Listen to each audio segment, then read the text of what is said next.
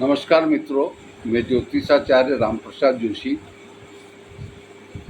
मेरे page astro Ram Prasad Joshi में आपका स्वागत करता हूं। आज हम बात चर्चा करेंगे शेयर मार्केट, स्टॉक मार्केट, चाहे वर्ल्ड का कोई भी स्टॉक मार्केट हो, और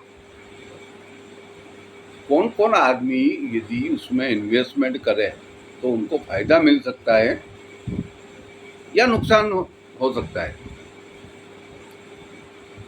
तो ये देखने के लिए हमको सबसे पहले बर्थ चार्ट की जरूरत पड़ी, जन्म कुंडली।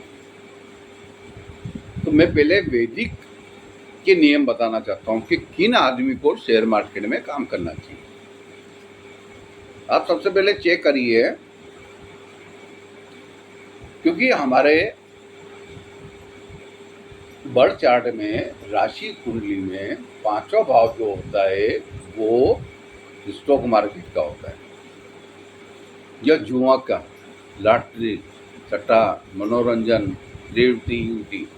तो हम बात कर रहे हैं स्टॉक मार्केट की, तो पांचों भाव से देखेंगे।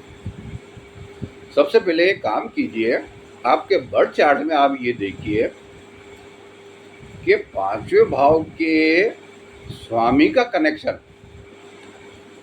पांचवें भाव के स्वामी का कनेक्शन चाहे त्रिकोण से संबंधित हो, चाहे डिग्री वाइज, यानी कि 3 डिग्री 20 मिनट के डिफरेंस में दो ग्रह हो, कोई भी ग्रह 3 डिग्री 20 मिनट के, किससे? पांचवें भाव के स्वामी से, या कंजक्शन हो। तो मेन जो हाउस हुआ पांचवा भाव का, पांचवा भाव हमारा शेयर मार्केट का हुआ, तो उसका स्वामी जो राशि स्वामी है, भाव स्वामी है, यदि उसका कनेक्शन, यदि दो हमारा धन का होता है, बैंक बैलेंस का होता है, छह भी अर्जित धन होता है, और 11 मिल जाए, 11 हमारी इच्छा पूर्ति का। अब इच्छा पूर्ति किसकी? 2 तो धन का हो गया, छठा भाव अर्जित धन का हो गया, 11वां भाव इच्छा पूर्ति। तो इच्छा पूर्ति किसकी? पांचवें भाव की, क्योंकि हम पांचवें भाव के राशि जो भाव स्वामी से हम देख रहे हैं। यदि इनसे कनेक्शन बन जाए तो ऐसे आदमी को इन ग्रहों की दशा, अंतरदशा, प्रत्यंतर दशा में डेफिनेटली आपको फायदा मिलेगा। अब बात आती है कि लॉस कहाँ होगा। इसके साथ में एक और जो नियम है, इसके साथ में एक और नियम है जिसको मैंने खुद ने अपने वैदिक से नक्षत्र पे किया, मैंने कहा। तो यदि पांचवें भाव का नक्षत्र स्वामी,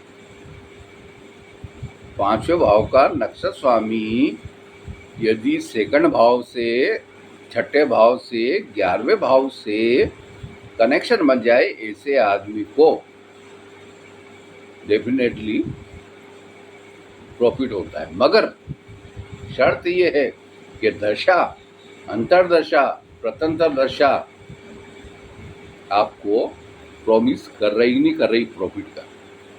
अब डेली का जो हमको देखना, डेली ट्रेडिंग करने वाला, वो अलग मैटर है। मैं इन्वेस्टमेंट की बात कर रहा हूँ स्टॉक मार्केट में। अब मान लो कि आपको प्रॉफिट हो रहा है, तो आपको क्या शॉर्ट टाइम के लिए इन्वेस्टमेंट करना है या लॉन्ग टाइम के लिए करना है? यदि लॉन्ग टाइम के लिए इन्वेस्टमेंट करना है तो यदि 12वें भाव का, एक बार आप 12वें भाव के स्वामी को का यदि संबंध 2, 6, 11 से बन जाए, या 12वें भाव के नक्षत्र स्वामी का संबंध 2, 6, 11 भाव से मिल जाए, तो ऐसे लोगों को लॉन्ग टर्म के लिए इन्वेस्टमेंट करना चाहिए। शॉर्ट टर्म के लिए पांचवें भाव का संबंध 2, 6, 11 से हो जाए तो शॉर्ट टर्म। अब बात करते हैं कि हमको, बहुत सारे लोग ऑप्शन थ्योरी में काम करते हैं, ऑप्शन में, फ्यूचर्स में काम करते हैं। तो उनके लिए मैं विशेष करके मैं एक टिप देना चाहता हूँ कि यदि पांचवें भाव के भाव स्वामी और उसके नक्षत्र स्वामी का या नक्षत्र स्वामी का संबंध तीसरे भाव दूसरे छठे 11वें भाव का संबंध तीसरे भाव से बन जाए और नाइन्थ हाउस उसमें अब्सेंस रहे, नाइन्थ हाउस उसमें आना नहीं चाहिए, तो आपको हमेशा कॉल लेना चाहिए, ऑप्शन में कॉल लेना चाहिए। और मान लो तीसरा भाव एडनी है, पांचवें भाव का संबंध 2, 6, 11 के साथ में यदि 90 भाव से हो जाता है तो क्या करना चाहिए? आपको पुट लेना चाहिए, चाहे इंडेक्स में हो, चाहे निफ्टी में हो, चाहे बैंक निफ्टी में हो, सेंसेक्स में हो, कहीं भी हो, तो उनमें काम करना चाहिए। अब रहा कि किन किन लोगों को लॉस हो सकता है ना? किन किन लोगों को लॉस होता है यदि पांचवें भाव का संबंध 4 चौथे भाव से पांचवें भाव के स्वामी का और नक्षत्र स्वामी या नक्षत्र स्वामी का संबंध 2, 6, 11 के साथ में यदि 4, 8, 12 होता है तो कभी प्रॉफिट होगा, कभी लॉस होगा। मगर यदि हमको सिग्निफिकेटर मिलते हैं, मान लो कि 3 मिल गया, 2 मिल गया, 5 मिल गया, 7 मिल गया, 9 मिल गया, 10 मिल गया, तो आपको क्या करना है? आपको क्या करना है? यदि उसके साथ में 4, 8, 12 आ जाता है या 4, 12 भी आ गया, 4, 12 में तो नुकसान होगा ही सही, और 4, 8, 12 में तो बहुत जबरदस्त नुकसान होता है। चौथे 12वें भाव में लॉस तो होगा, मगर बहुत ज्यादा लॉस होगा। उससे ज्यादा लॉस होता है 8 और 12 में यदि भाव जुड़ जाते हैं तो। और यदि 4, 8, 12 भाव ग्रुप में आ जाते हैं तो 100% ऐसे लोगों को शेयर मार्केट में काम करना ही नहीं चाहिए। अब डे ट्रेडिंग की बात आ गई। अब डे ट्रेडिंग में यदि सप्तम भाव में आपका चंद्रमा है या तुला राशि में चंद्रमा है या चंद्रमा ने शुक्र का नक्षत्र लिया या शुक्र ने चंद्रमा का नक्षत्र लिया, और जब चंद्रमा शुक्र का नक्षत्र लेगा और शुक्र यदि सप्तम भाव में बैठ जाए तो भी चलेगा। यानी कि चंद्रमा का नक्षत्र स्वामी यदि सप्तम भाव में या तुला राशि में बैठ जाए, ऐसे लोगों को शेयर मार्केट से प्रॉफिट होता है।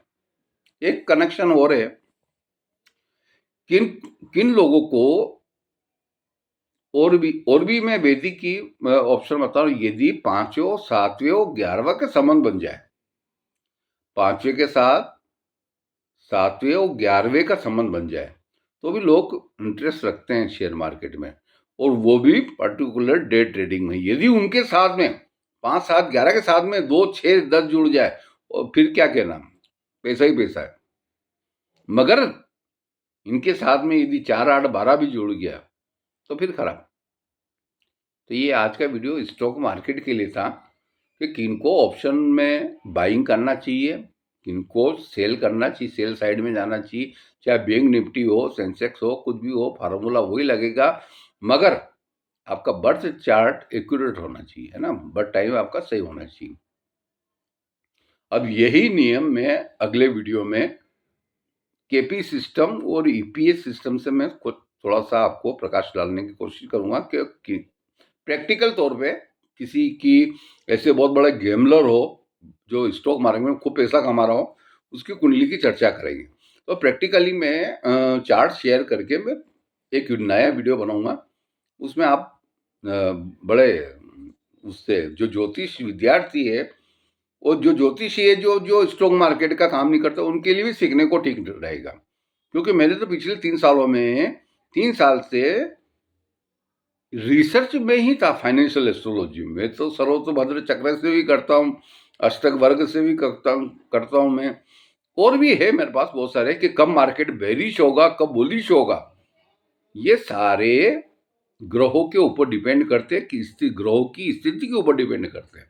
तो मैं ग्रहों की स्थिति कैसी कैसी रहेगी, तो कहाँ मार्केट बेरिश रहेगा, वो किस दिन बुलिश रहेगा, वो कितने समय बुलिश रहेगा, तो कितने समय नेगेटिव रहेगा, हम लोग ऐसे 15-15 मिनट का भी टाइम फ्रेम निकाल सकते हैं, 1 घंटा के भी निकाल सकते हैं, 3 घंटे का भी निकाल सकते हैं, या उसका पूरे दिन भर का निकाल सकते हैं। अब आपके बर्थ चार्ट में पर्टिकुलर डे में, मान लो आज है, आज का यदि मुझे देखना होगा तो मेरे को चंद्रमा का मूवमेंट देखना पड़ेगा, चंद्रमा का नक्षत्र स्वामी और उप नक्षत्र स्वामी को मेरे को पकड़ना पड़ेगा, और उससे आपके बर्थ चार्ट में चंद्रमा का उप नक्षत्र स्वामी क्या क्या रिजल्ट दे रहा है आपके बर्थ चार्ट में। यदि वो 2, 6, 11 दे रहा है तो उस दिन काम करना चाहिए।